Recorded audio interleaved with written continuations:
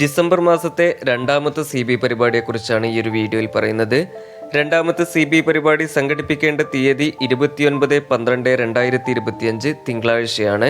BMI അഥവാ body mass index അറിയാം എന്ന വിഷയത്തെ ആസ്പദമാക്കിയാണ് CB പരിപാടി സംഘടിപ്പിക്കേണ്ടത്. അതിനോടനുബന്ധിച്ച് തന്നെ ശാരീരിക വ്യായാമം, അതിന്റെ പ്രാധാന്യങ്ങൾ തുടങ്ങിയ കാര്യങ്ങളെ ആസ്പദമാക്കി CBയിൽ പങ്കെടുത്തവർക്ക് ക്ലാസ് നൽകേണ്ടതാണ്.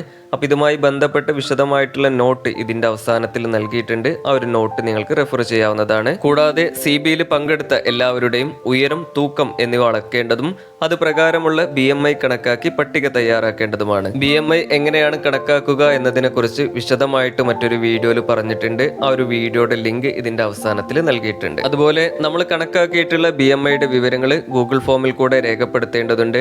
ഗൂഗിൾ ഫോമിന്റെ ലിങ്ക് നിങ്ങളുടെ പ്രൊജക്ട് തലത്തിൽ നിന്നോ അതല്ലെങ്കിൽ നിങ്ങളുടെ NNM ഹെൽപ്പ് ഡെസ്കിൽ നിന്നോ പിന്നീട് നൽകുന്നതായിരിക്കും. ഡിസംബറിലെ രണ്ടാമത്തെ CB സുപോഷൺ ദിവസ് എന്ന തീമിലാണ് പോഷൻ ട്രാക്കറിൽ രേഖപ്പെടുത്തേണ്ടത്.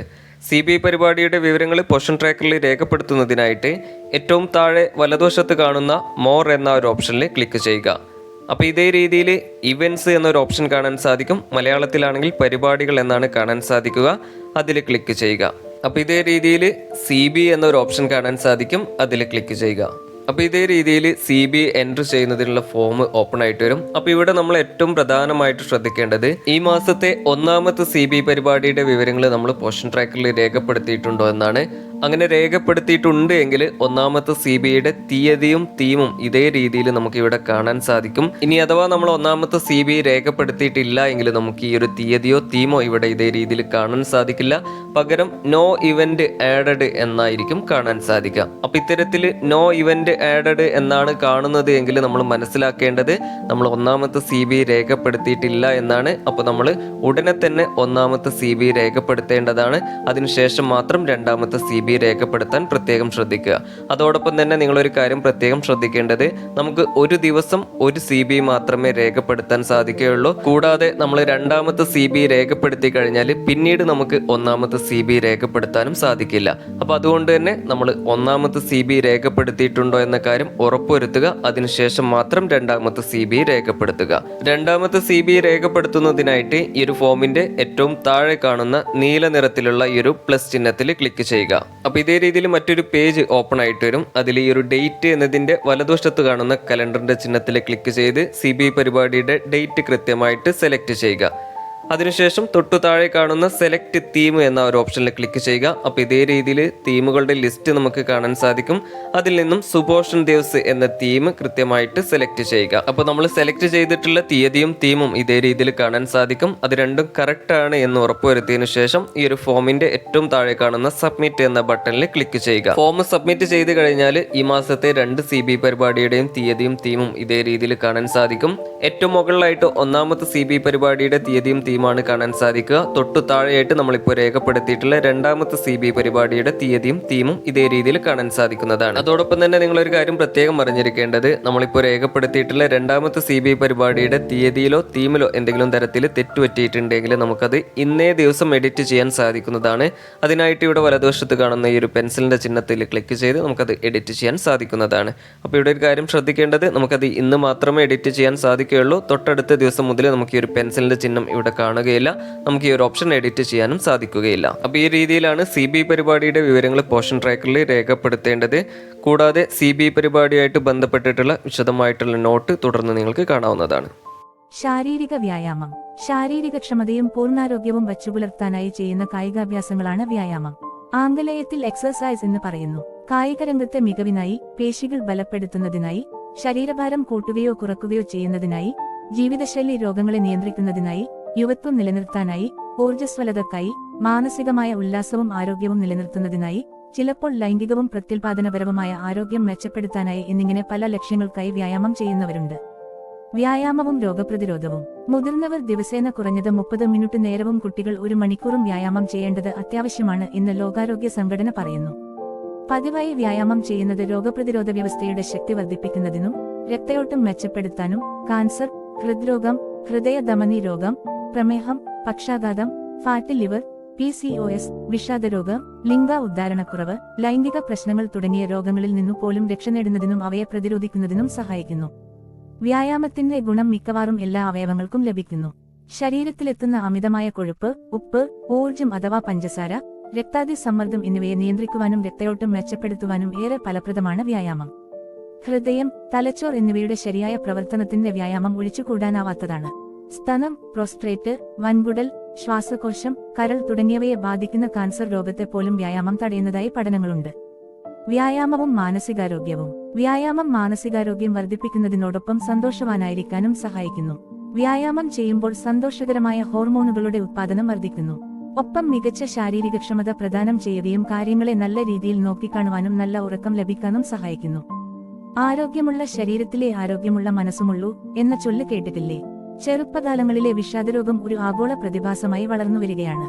കുട്ടികളിലും മുതിർന്നവരിലും വിഷാദമകറ്റാൻ, ഉത്കണ്ഠ കുറയ്ക്കാൻ വ്യായാമം ഒരു പരിധിവരെ സഹായിക്കുന്നു. നിത്യജീവിതത്തിലെ പലവിധ മാനസിക സംഘർഷങ്ങൾ, സമ്മർദ്ദങ്ങൾ അതിജീവിക്കാൻ ഇതുവരെ സഹായിക്കുന്നു. ലൈംഗികാരോഗ്യം മെച്ചപ്പെടുത്താൻ. കൃത്യമായി വ്യായാമം ചെയ്യുന്നത് ലൈംഗികാരോഗ്യം മെച്ചപ്പെടുത്തുന്നു എന്ന് പഠനങ്ങൾ തെളിയിക്കുന്നു. അതിനാൽ തൃപ്തികരമായ ലൈംഗിക ജീവിതത്തിന് വ്യായാമം മുതൽക്കൂട്ടാണെന്ന് പറയാം. വ്യായാമം ലൈംഗികാവയവങ്ങളിലേക്കുള്ള രക്തപ്രവാഹം ത്വരിതപ്പെടുത്തുന്നു. പുരുഷന്മാരിൽ ഉദ്ധാരണശേഷിക്കുറവ്, സ്ത്രീകളിൽ താൽപര്യക്കുറവ്, യോനിവരൾച്ച, രതിമൂർച്ഛഹാനി തുടങ്ങിയ പ്രശ്നങ്ങൾ വ്യായാമം ചെയ്യുന്നവരിൽ കുറഞ്ഞു കാണപ്പെടുന്നു. മാത്രമല്ല, ബീജങ്ങളുടെ ആരോഗ്യത്തെ വർദ്ധിപ്പിക്കുന്ന ഇത് വന്ധ്യതയെയും ചെറുക്കുന്നു. സ്ത്രീകളിൽ ആർത്തവവിരാമവുമായി ബന്ധപ്പെട്ട ചില പ്രശ്നങ്ങളെ പരിഹരിക്കാൻ വ്യായാമം അത്യുത്തമമാണ്. ലളിതമായ സ്ട്രെച്ച് വ്യായാമം പരിശീലിക്കുന്നത് ചുമക്കുമ്പോഴും തുമ്മുമ്പോഴും മൂത്രം അറിയാതെ പോകുന്ന അജിതേന്ദ്രിയത്വം എന്ന അവസ്ഥക്കും ചില ലൈംഗിക പ്രശ്നങ്ങൾക്കും പരിഹാരമാണ്. സമീകൃതാഹാരം തന്നെ പ്രധാനം. ശരിയായ ശരീരഭാരം നിലനിർത്തുന്നതിൽ സമീകൃത ഭക്ഷണരീതിക്ക് വലിയ പങ്കുണ്ട്. മിതമായ അളവിൽ, ശരിയായ തോതിൽ 3 നേരവും ക്രമീകരിക്കുകയാണ് വേണ്ടത്. ഭക്ഷണം തെരഞ്ഞെടുക്കുന്നതിൽ, അതിന്റെ അളവിൽ, സമയനിഷ്ഠയിൽ എല്ലാം തന്നെ പ്രാധാന്യം നൽകേണ്ടതുണ്ട്. കൗമാരക്കാലം 2ാം വളർച്ച കാലഘട്ടം ആയതിനാൽ ആഹാരം കുറക്കാന് പാടില്ല. പ്രഭാത ഭക്ഷണം യാതൊരു കാരണവശാലും ഒഴിവാക്കാന് പാടില്ല. സമീകൃതമായ ആഹാരരീതിയും ഒപ്പം വ്യായാമവും ചേരുമ്പോൾ അമിതവണ്ണം പതുക്കെ കുറയുകയും ശരിയായ ശരീരഭാരത്തിലേക്ക് എത്തുകയും ചെയ്യും. 5 ഘടകങ്ങൾ. പ്രധാന ആഹാരമായി ഒരു ഭക്ഷണത്തെ തിരഞ്ഞെടുക്കാം. അത് അരി, ഗോതമ്പ്, മുത്താറി, ചോളം തുടങ്ങിയവയൊക്കെ ആകാം. അല്ലെങ്കിൽ കിഴങ്ങുവർഗ്ഗവുമാകാം. ഇതിൽ നിന്നെല്ലാം അന്നജം ലഭിക്കും. ഇതിനോടൊപ്പം പ്രോട്ടീൻ ലഭിക്കുന്ന ഭക്ഷണവും കൂടി വേണം. മുട്ട, തൈര്, ഇറച്ചി, മീൻ എന്നിവ പരിഗണിക്കാം. സസ്യാഹാരം മാത്രം കഴിക്കുന്നവർക്ക് പയറുവർഗ്ഗങ്ങൾ, തൈര് എന്നിവ ഉൾപ്പെടുത്താം. കിഴങ്ങുവർഗ്ഗങ്ങളായ കപ്പ, ചേമ്പ്, ഉരുളക്കിഴങ്ങ് എന്നിവ കഴിക്കുമ്പോൾ അതിനൊപ്പം മീൻ, ഇറച്ചി തുടങ്ങിയവയാണ് ഉചിതമായത്. ഇവയ്ക്ക് പുറമെ സമീകൃതാഹാരമാകണമെങ്കിൽ നിർബന്ധമായും പച്ചക്കറികളും ഇലക്കറികളും പഴങ്ങളും കഴിക്കണം. ആവശ്യത്തിന് ശുദ്ധജലവും കുടിക്കണം.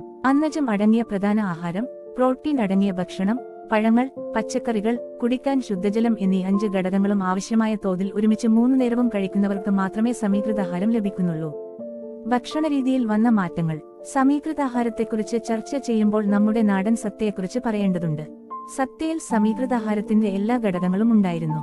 എന്നാൽ ക്രമേണ അത് ആഡംബര ഭക്ഷണമായി മാറി. പായസങ്ങളുടെ എണ്ണവും അളവും കൂടി. അച്ചാറുകൾക്കും പപ്പടത്തിനുമൊക്കെ അമിത പ്രാധാന്യം കിട്ടിത്തുടങ്ങി. കുറച്ച് ചോറ്, പരിപ്പും സാമ്പാറും അവിയലും തോരനും കൂട്ടുകറിയും തൈര് ചേർത്ത് മിതമായി കഴിക്കുകയാണെങ്കിൽ സമീകൃതാഹാരമായി. ഒപ്പം ഒരു പഴം കൂടി കഴിക്കണം. ചോറിനൊപ്പം കിഴങ്ങുവർഗ്ഗങ്ങൾ വേണ്ട. ചോറിനൊപ്പം കിഴങ്ങുവർഗ്ഗങ്ങൾ ഉപയോഗിക്കുമ്പോൾ ശരീരത്തിൽ എത്തുന്ന അന്നജത്തിന്റെ അളവ് കൂടുകയാണ് ചെയ്യുന്നത്. അതായത് ചേമ്പ്, ചേന, കാച്ചിൽ എന്നിവ കഴിക്കുമ്പോൾ അതോടൊപ്പം ചോറ് കഴിക്കേണ്ടതില്ല. കാരണം ഇതിലെല്ലാം അന്നജമാണ് കൂടുതൽ അടങ്ങിയിരിക്കുന്നത്. കിഴങ്ങുവർഗ്ഗങ്ങളെ പ്രധാന ഭക്ഷണമായി ഉപയോഗിക്കുന്നുണ്ടെങ്കിൽ അതിനൊപ്പം ഇറച്ചിയോ മത്സ്യമോ മുട്ടയോ തേരോ കഴിക്കാൻ ശ്രമിക്കണം. പഴങ്ങളും പച്ചക്കറികളും ഇലക്കറികളും വേവിക്കാതെ കഴിക്കുമ്പോഴാണ് പച്ചക്കറികളുടെ ഗുണങ്ങൾ കൂടുതലും ശരീരത്തിന് ലഭിക്കുന്നത്. ചെറുതായി ചൂടാക്കുമ്പോൾ പോലും അതിലെ പല ഗുണങ്ങളും നഷ്ടപ്പെടുന്നുണ്ട്. പഴങ്ങൾ ഉണക്കിക്കഴിക്കുമ്പോഴും ജ്യൂസ് ആക്കുമ്പോഴും ഗുണങ്ങൾ നഷ്ടപ്പെടുന്നുണ്ട്. പഴങ്ങൾ ജ്യൂസാക്കുമ്പോൾ അതിലെ നാരുകൾ നഷ്ടമാകുന്നുണ്ട്. മാത്രമല്ല, അതിലേക്ക് പാലും പഞ്ചസാരയും അനാവശ്യമായി ചേർക്കുകയും ചെയ്യുന്നു. ഇങ്ങനെ അനാരോഗ്യകരമായത് ഒഴിവാക്കിയും ആരോഗ്യകരമായത് ഉൾപ്പെടുത്തിയും അമിതവണ്ണം കുറക്കാനുള്ള ചുവടുവെപ്പിന് തുടക്കം കുറിക്കാം. ശാരീരിക വ്യായാമവും സമീകൃതാഹാരവും ചേർന്നാൽ മാത്രം ശാരീരിക മാനസികാരോഗ്യം പൂർണ്ണമായി നിലനിർത്താൻ കഴിയും. വ്യായാമം ശരീരത്തിന്റെ എല്ലാ സംവിധാനങ്ങളെയും സജീവമാക്കുകയും രോഗങ്ങളെ പ്രതിരോധിക്കാനും സഹായിക്കുന്നു. അതുപോലെ ശരിയായ ഭക്ഷണരീതി ശരീരത്തിന് ആവശ്യമായ ഊർജ്ജം, പോഷകങ്ങൾ, പ്രതിരോധശേഷി എന്നിവ നൽകുന്നു. ദിവസേന കുറഞ്ഞത് നിർദ്ദേശിച്ച സമയം വ്യായാമം ചെയ്യുകയും 3 നേരവും സമീകൃതാഹാരം പാലിക്കുകയും ചെയ്താൽ അമിതവണ്ണം, ജീവിതശൈലി രോഗങ്ങൾ, മാനസിക സംഘർഷങ്ങൾ തുടങ്ങിയവയെ ഫലപ്രദമായി ചെറുക്കാം. ആരോഗ്യകരമായ ജീവിതശൈലി ഒരു തെരഞ്ഞെടുപ്പല്ല, അതൊരു ശീലമാണ്. ഈ ശീലം വളർത്തുന്നത് ദീർഘായുസ്സും സന്തുഷ്ടിയും ഊർജ്ജസ്വലയും നിറഞ്ഞ ജീവിതത്തിന് വഴിയൊരുക്കുന്നുവെന്ന് മനസ്സിലാക്കണം.